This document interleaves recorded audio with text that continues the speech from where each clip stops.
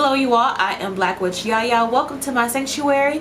Make yourself comfortable because by popular demand, we are doing another story of an Orisha. And because you guys love my story of Yemaya so much, I'm coming back with a new story of another Orisha. I do plan on doing a video on all of the Orishas, just spread it out over time, along with other videos because I do plan as I learn something or if I find something interesting to share with other people on their spiritual journey, I'm going to make a video out of it. It's going to be random questions, random things you didn't know. So all of my videos are just going to be mostly teachings and personal stories of myself on my spiritual journey. As I always say, or at least as I said in my last video, these stories depend on who you is, who you with, and who you bees with, alright? So this story to you, depending on what you practice, may be different. I do practice the Ifa African holistic spirituality. I dib and dab in a lot of little stuff when it comes to the spiritual world. So this is the story that I gathered together. I have my boyfriend tell me his version, which is the Baron. If you guys aren't familiar with him, check out his channel. He really dives deep, like, into the spiritual world on his channel with tarot card readings and all that good stuff, so make sure you guys check him out as well. So I asked him his version of it, then I do some research, and I put it all together for one beautiful story that I feel in my spirit and that I feel just makes sense in general. So if you guys ever see me look down, just know I write down, I don't know if you guys can see this, I write down the entire story just so I know I'm not missing any detail, anything. What's this, like 4 pages?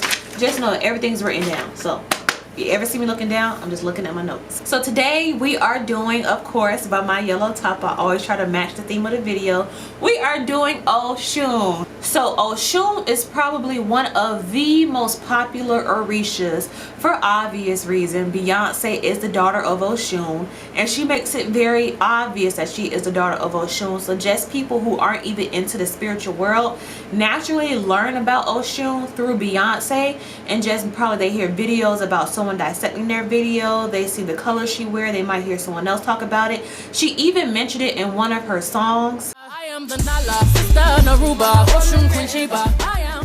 Before we get into this video, let me say one thing. Please do not take offense to this because I feel like it's going to be someone who's guilty of this that's watching. Just because you are beautiful, just because you are stunning, just because you love dressing up, wearing makeup, getting your hair done, you are captivating, you just know you are it. That does not mean you are the daughter of Oshun. I hate to break it to you. I'm sorry. You can tap into her energy, but that does not necessarily mean she selected you or she claimed you or you claimed her. That does not mean that you're the daughter of Oshun. You could easily tap into her energy. One day you can wake up, you know what, I'm feeling Oshun today. I'm going to get real beautiful. I'm going to step out. I'm going to work what I got to get what I want. You could tap into her energy because we could easily tap into different Orishas energies just so we can contact and use them for different spell work as well. So you can relate to an Orisha, but there is an entire process and selection and battle of the finished purge Hunger Games process that goes into finding out who your designated Orisha is. So now that's out the way, let's get into the story. Oshun is the youngest of all of the Orishas, and you can tell because she was young, wild, and free. Kind of like with parents when they have that youngest kid, they kind of the more risque, the wild, the outspoken ones.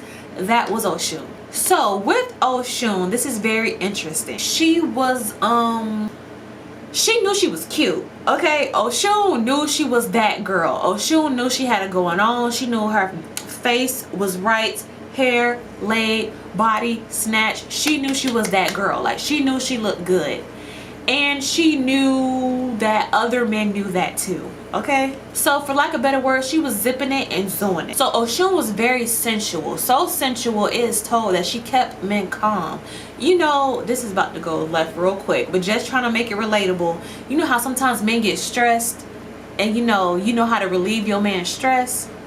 Oshun was doing that to a lot of men. Okay, she was relieving a lot of men's stress, and keep that in mind. Okay, so fun fact, a lot of parakis tells that with peacocks, the eyes in their feathers represents the number of times Oshun had sex. So hence why when peacocks fall in love, they spread their feathers, because it's like, oh, you like me? Like I said before, Oshun was going around zipping it and zoning it. All right, she was like, ah.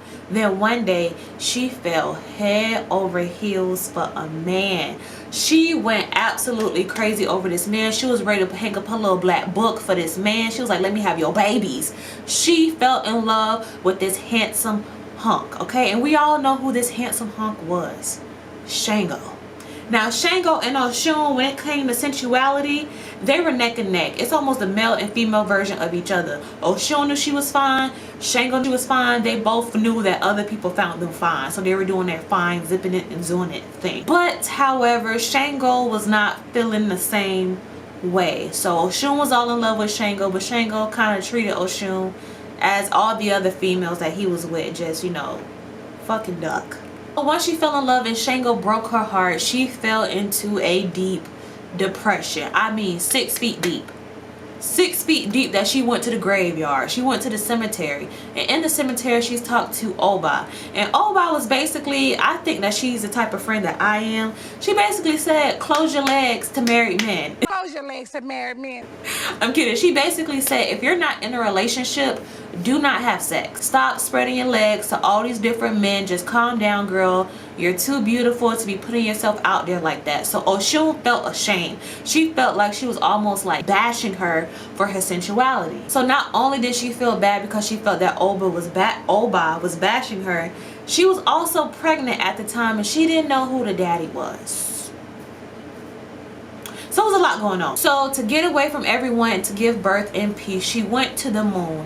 And this is where she kind of got that key token of being the moon goddess. While she was up there at the moon, she gave birth to Eshu. So let's pause again. During this story, I like to do like different correlations that people can relate to, just knowing how a lot of religions and spirituality somewhat tie into each other.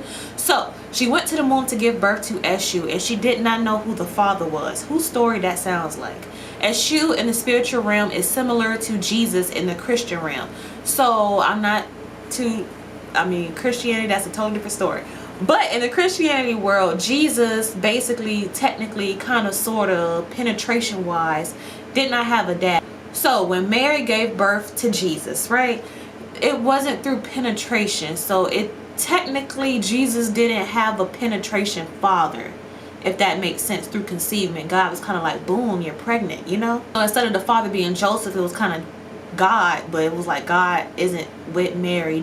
So basically, technically, there isn't a penetration father. So this is similar to Eshu and Oshun, because Oshun did not know who Eshu's father was. But there is a tale that tells who Eshu's father is, and we'll get into that story once we cover that Orisha, okay? So let's continue. So Oshun was on the moon, and then she realized as she was looking down, the world was falling apart. Because like I said before, she kept men calm. She relieved stress. So while she was up there on the moon, men was going crazy. They was like, where is that sweet honey? Where is Oshun? I need me some Oshun. They were going crazy. They were fighting each other. They were causing wars. It was just straight havoc. So Oshun came back down because she knew she had to do her job. So she came back down, did what she had to do, started having more babies. And I know you are wondering, where are these babies going? She was giving them to Yemaya to take care of. So one day she realized, like, listen, I need to take care of my kids. I'm ready to slow down. Let me just be the mother that I know I'm meant to be. So she went to her mother, Yemaya, was like, hey, mom, I'm ready to take care of my kids. So Yemaya basically was like, no, I'm taking care of them because basically I don't know what you got going on. I'm gonna take care of your kids. So this is similar to kind of how, like, when parents are out and about doing what they do, they have kids and then the grandparents take care of it. This is a similar situation with Yemaya. She didn't trust Oshun to take care of her kids, so she was like, no, I'm going to take care of them because I don't think you learned your lesson yet. So again, Oshun was hurt. She was devastated, and Oshun like to run when she get hurt. She like, I'm out of here. So instead of going to the moon, because she'd been there, done that, got a t-shirt, she was like, let me go to the sun. The sun is very hot. We all know that. Keep that in mind. So on her way up to the sun, before she even got close, she got burned. Her skin got really burnt. All her hair burnt out. It basically stripped away her beauty. The sun was basically like, you was coming up here, right? So now you learned your lesson. All your beauty left. So on her way up to, I got chills. Ooh.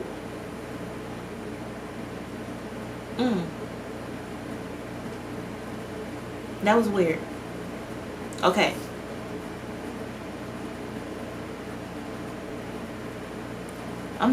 Okay, so whoever's watching this video, okay, so there's someone, well, I'm sorry, this is random, but there's someone watching this video right now that has a similar story where they have a physical scar. If that's you, just leave a, I'm sorry, that was weird. There's someone watching this video that has a physical scar that had to teach them a lesson from something. That was random. Your energy tapped into me before I even posted this video.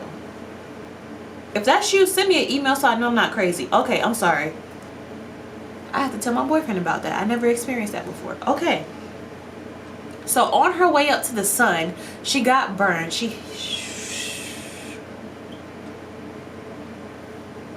Yes, on her way up to the sun, she was stripped away of all her beauty. Her hair was burnt out. Her skin was burned.